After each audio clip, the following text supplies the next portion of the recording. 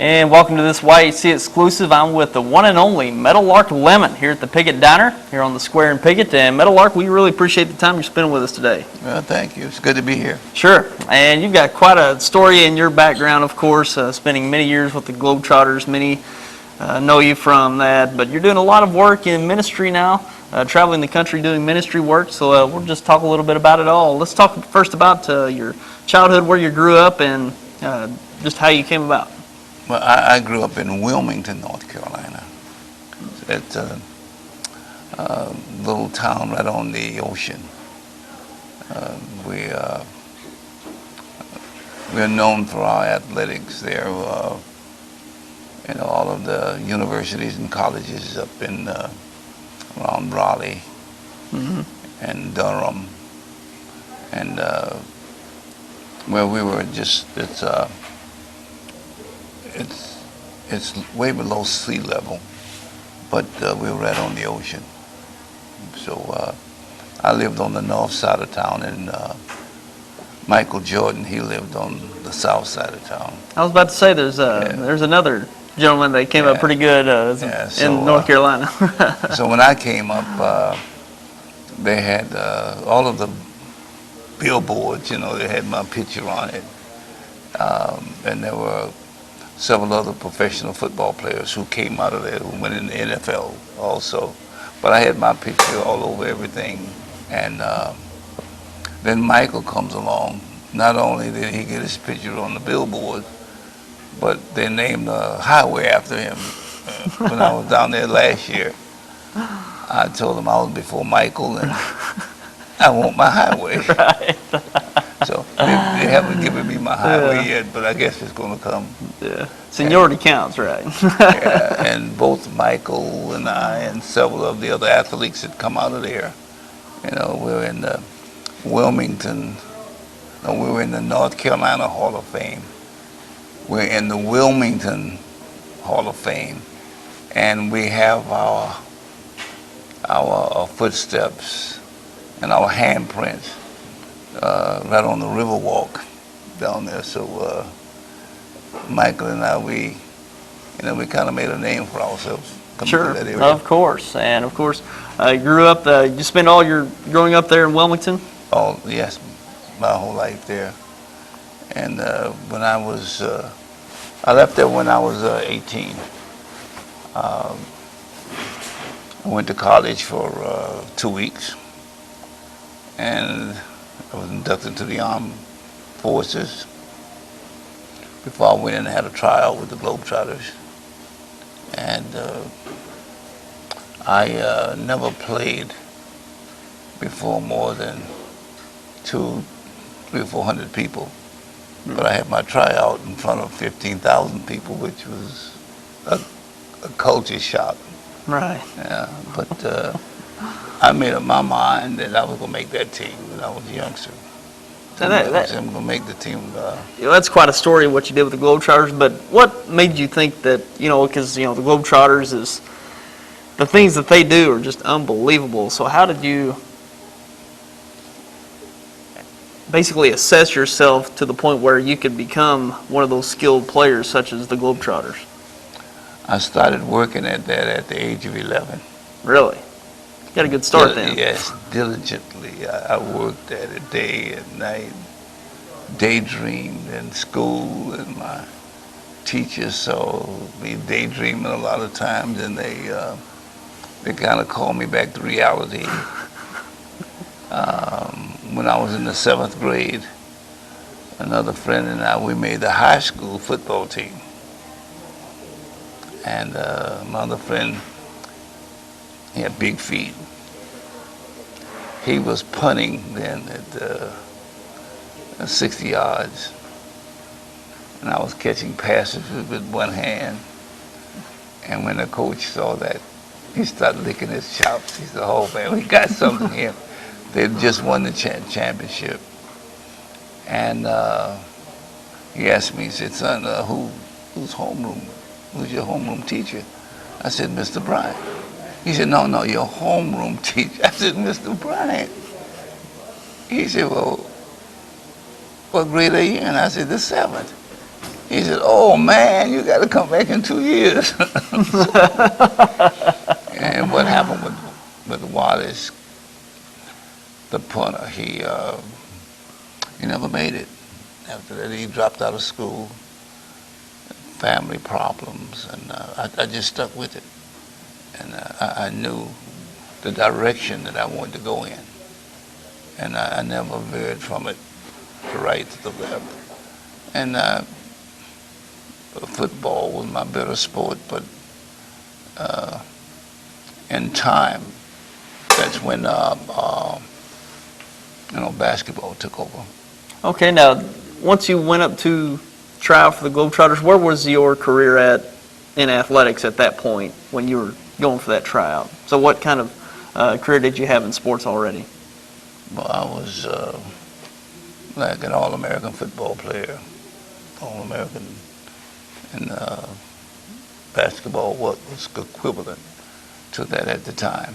So I knew where I was going. I said, and after I made the team, then I went into the Army, and when I got out of the Army, I had to try out all over again.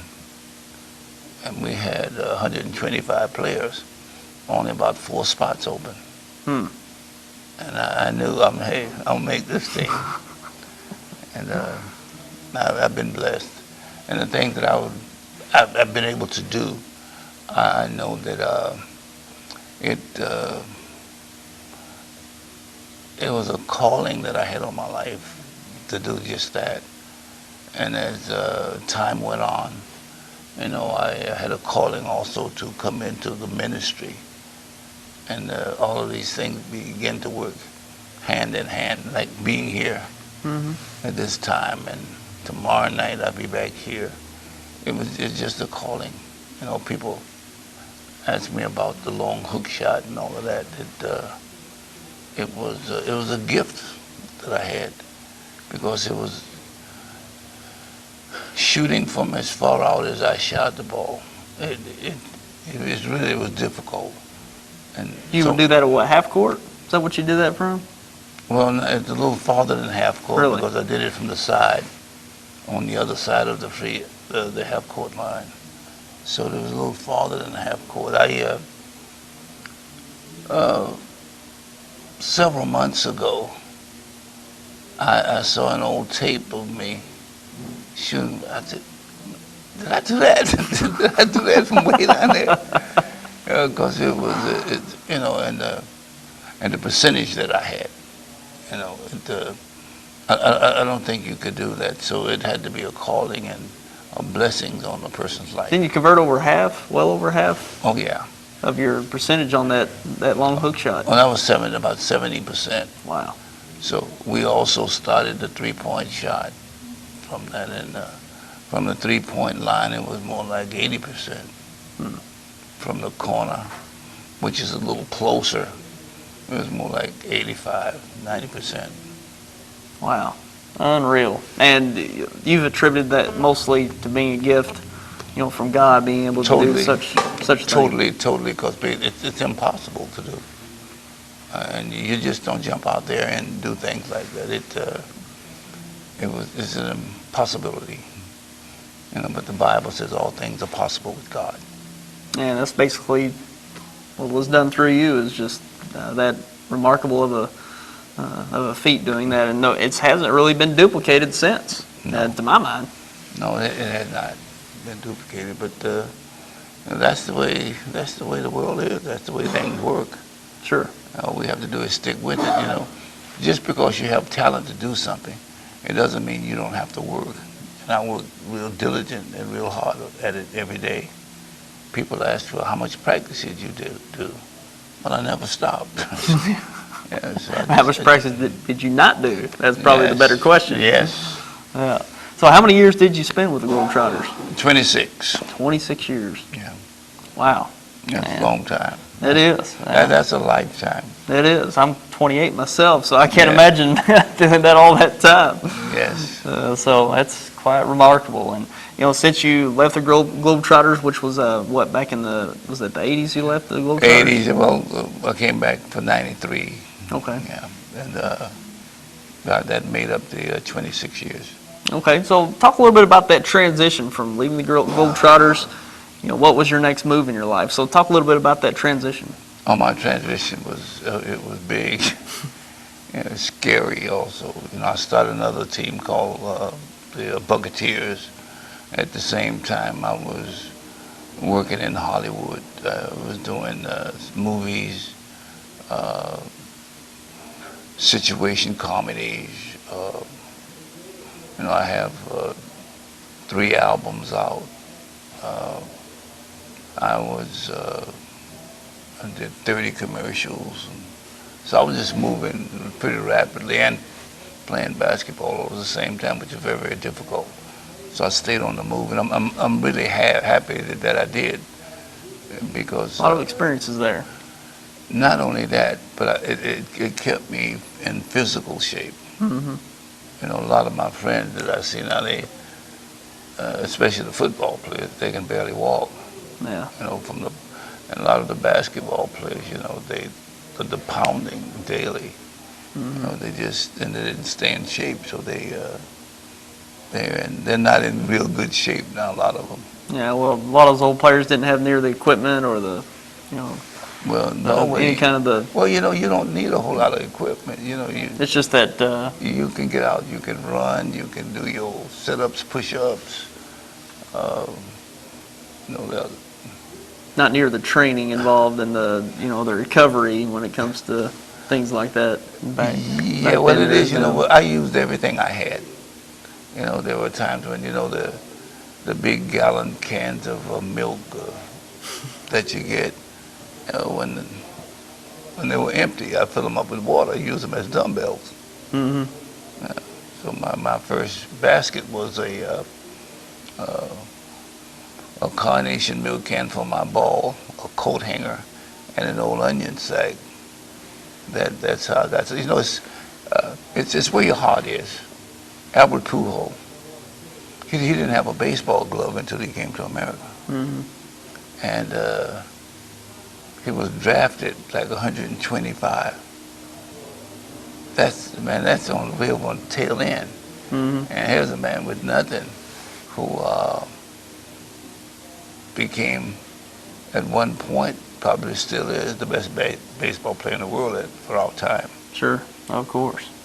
And talking about your ministry work, so talk a little bit about how you got into that and what drove you in the ministry.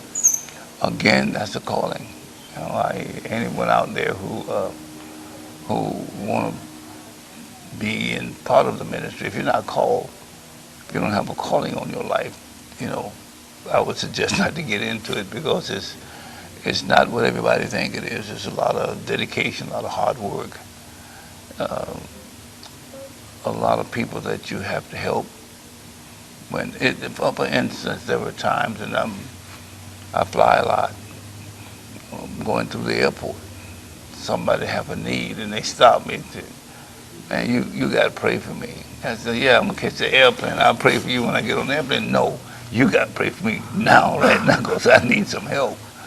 And usually, the airplanes will wait on us, especially if I'm close to where we're getting on.